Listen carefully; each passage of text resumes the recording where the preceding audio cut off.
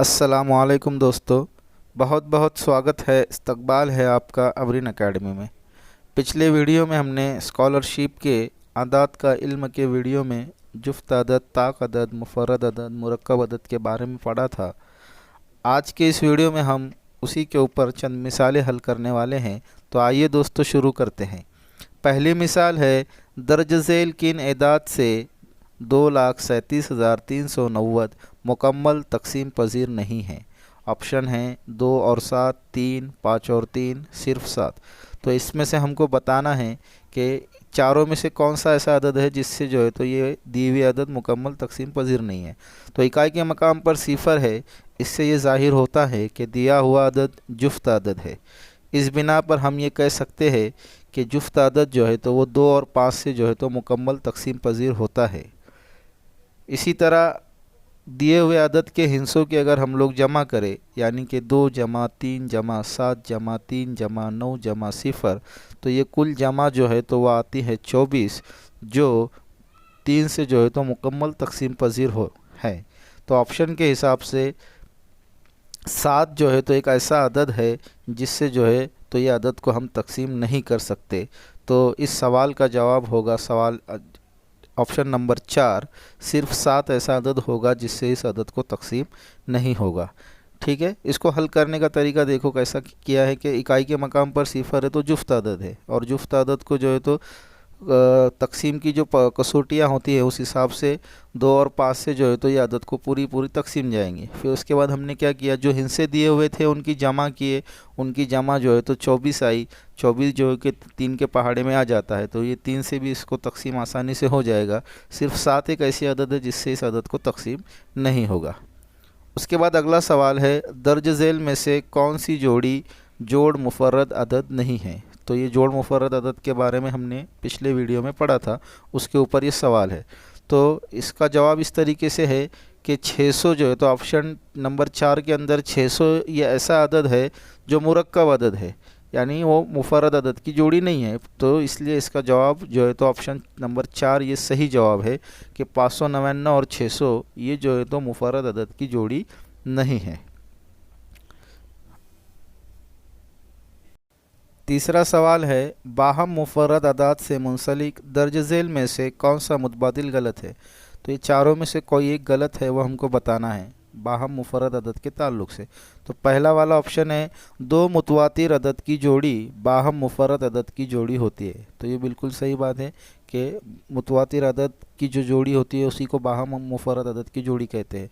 फिर दूसरा ऑप्शन है कि बाहम मुफर्रद अदद का एक ये मुश्तरक आद होता है, ये भी सही है। तीसरा वाला है, 2 बाहम मुफर्रद अदद में हमेशा एक अदद जुफ्त और एक ताक अदद होता है। और चौथा है, वो अदद जो किसी 2 बाहम मुफर्रद अदद से तकसीम पजीर हो तो वह अदद उस अदद के ज़रिब से भी तकसीम पजीर होता है। तो ऑप्शन नंबर 4 भी सही है। यहाँ पर ऑप्शन नंबर 3 जो है तो वो सही जवाब होगा, क्योंकि 2 बाहम मुफर्रद अदद में एक अदद जुफ्त और एक अदद ताक ऐसी कोई शर्त नहीं है, यानी कि वो जुफ्त भी हो सकता है और ताक भी हो सकता है, यही ज़रूरी नहीं है कि जुफ्त और ताक हो। तो इसलिए ऑप्शन नंबर 3 जो है तो इसका सही जवाब है। उसके बाद चौथा सवाल है, कौन से 2 जोड़ मुफर्रद अदद का मजमुआ 144 का मुरब्बा है। तो यहाँ पर जो ऑप्शन दिए हुए हैं उसमें से हमको बताना है कि कौन से 2 ऐसे जोड़ मुफर्रद अदद रहेंगे जिसके मजमुए का मुरब्बा जो है तो 144, जिसका मजमुआ जो है तो 144 का जजुल मुरब्बा रहेगा। तो यहाँ पर जितने भी दिए हुए ऑप्शन हैं, पहला ऑप्शन है 11 और 1, तो इनका मजमुआ 12 आएगा, और ये जो है तो 144 का मुरब्बा है। फिर 9 और 3, 5, 7, 8, 4 सबकी जमा जो है तो 12 आने वाली है, और सब 12 जो है तो ये 144 का जजुल मुरब्बा है। फिर अब यहाँ पर हमको देखना क्या होगा कि जोड़ मुफर्रद अदद कौन से। तो 1 और 11, एक भी मुफर्रद अदद है, 11 भी मुफर्रद अदद है, लेकिन ये जोड़ मुफर्रद अदद नहीं है क्योंकि एक के बाद एक लगातार आने वाले नहीं है। तो ऑप्शन 1 नहीं हो सकता है। उसके बाद ऑप्शन 2 जो है उसमें 9 जो है तो ये मुफर्रद अदद नहीं है। मुफर्रद अदद जो है तो वो सिर्फ खुद से या 1 से तकसीम होता है, 9 को जो है तो 3 से तकसीम होगा। तो इस हिसाब से ऑप्शन नंबर 2 भी नहीं होगा। उसके बाद ऑप्शन नंबर 4 देखो, 8 और 4, तो ये दोनों भी 8 भी मुफर्रद अदद नहीं है और 4 भी मुफर्रद अदद नहीं है, तो ऑप्शन नंबर 4 भी जो है तो गलत रहेगा। ऑप्शन नंबर 3 देखो, उसमें 5 और 7 ये दोनों जो है तो मुफर्रद अदद है और जोड़ मुफर्रद अदद है, एक के बाद दूसरा लगातार आने वाला है। 5 और 7 की जमा होगी 12 और 12 जो है तो ये 144 का जज़रुल मुरब्बा है। इस हिसाब से सवाल नंबर 4 का जो है तो ऑप्शन नंबर 3 ये जवाब सही होगा। अगला सवाल है 34,265 से कब्ल 11वां जुफ्त अदद का दुगना क्या होगा। तो 34,265 से पहले जो 11वां जुफ्त अदद है उसका दुगना अदद क्या होगा, ये हमको मालूम करना है। तो इस तरीके का सवाल हल करने से पहले क्या करना है कि जो अदद दिया हुआ है उसमें से एक तफरीक कर लेना है। कब्ल अगर बोला हुआ रहेगा तो एक तफरीक करना है, बाद का अगर बोला है तो एक जमा करना है। तो 34,265 से पहले का जो जुफ्त अदद है तो वो 34,265 से कब्ल पहला जुफ्त अदद तफरीक एक, यानी 34,265 तफरीक एक कितना हो जाएगा, 34,264 हो जाएगा। और 34,264 ये 34,265 से कब्ल का 11वां जुफ्त अदद हुआ। अब उसके बीच में जो है तो टोटल कितने रहेंगे, 10 जुफ्त अदद रहेंगे। और जुफ्त अदद के बीच में जो फ़र्क होता है वो कितने का होता है, 2 का फ़र्क होता है। तो इसलिए बकिया अदद 10 ज़रब 2 कितना हो जाएगा, 20 हो जाएगा। उसको जो है तो 34,264 में से तफरीक करेंगे तो जवाब आएगा 34,244। ये हमारा 34,265 से 11वां पहले का जो है तो 11वां जुफ्त अदद होगा, उसकी कीमत होगी 34,244। अब 34,244 का दुगना क्या होगा, तो उसको 2 से ज़रब कर देंगे तो हमको हमारा जवाब मिल जाएगा 68,488। तो ऑप्शन नंबर 4 जो है तो इस सवाल का सही जवाब है। उसके बाद वाला सवाल है 270 के बाद 10वां ताक अदद का जज़रुल मुरब्बा क्या होगा।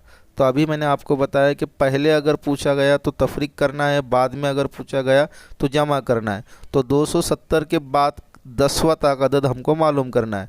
तो 270 के बाद का पहला ताक अदद बराबर 270 जमा 1 क्या हो जाएगा, वो 271 हो जाएगा। ठीक है, फिर 271 हो जाने के बाद हमको 10वां अदद पूछा है, तो बीच में कितने अदद बच जा रहे हैं, 9 अदद बच जा रहे।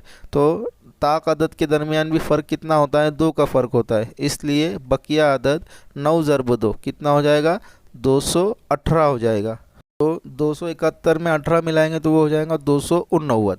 और 289 जो है तो इसका जज़ुल मुरब्बा कितना आएगा, 17। तो मुतबादिल नंबर 2 जो है तो ये हमारा सही जवाब होगा। उसके बाद अगला सवाल है छोटे से छोटे मुफर्रद अदद के दुगना और उसके मुरब्बे में कितना फ़र्क होगा।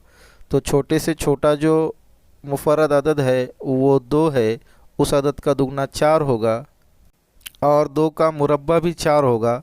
अदद का दुगना यानी 2 का दुगना 4 और 2 का मुरब्बा 4, उनका फ़र्क यानी 4 तफरीक 4 सिफर।